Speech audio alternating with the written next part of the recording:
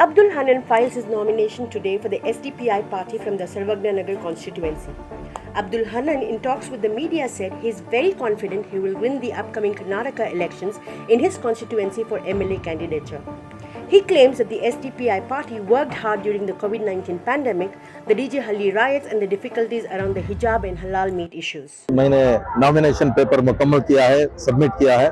बहुत जल्द इंशाल्लाह हम पब्लिक के पास जाएंगे, वोटर्स के पास जाएंगे और उनकी उम्मीदों को पूरा करेंगे इंशाल्लाह। कि वो अपने दोस्त अहबाब के, फ्रेंड्स के, पड़ोसियों के पूरे वोट इकट्ठा करके मुझे देने के लिए बेताब है।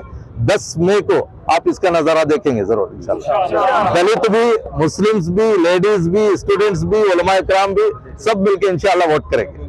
हम जो 15 साल से सर्वज्ञानगर, पुलकेश नगर इलाके में जो खिदमत किए हैं, चाहे वो कोविड का सीजन हो, NRC CAA का मौसम हो या DJ हल्ली KJ हल्ली के फसादात के बाद के हालात हो, तमाम हिजाब का मामला हो, हलाल के ताल्लुक से हो, ये तमाम ताल्लुक से हमने जिस लेवल का ग्रास लेवल पे खिदमत की है वो अवाम को मालूम है।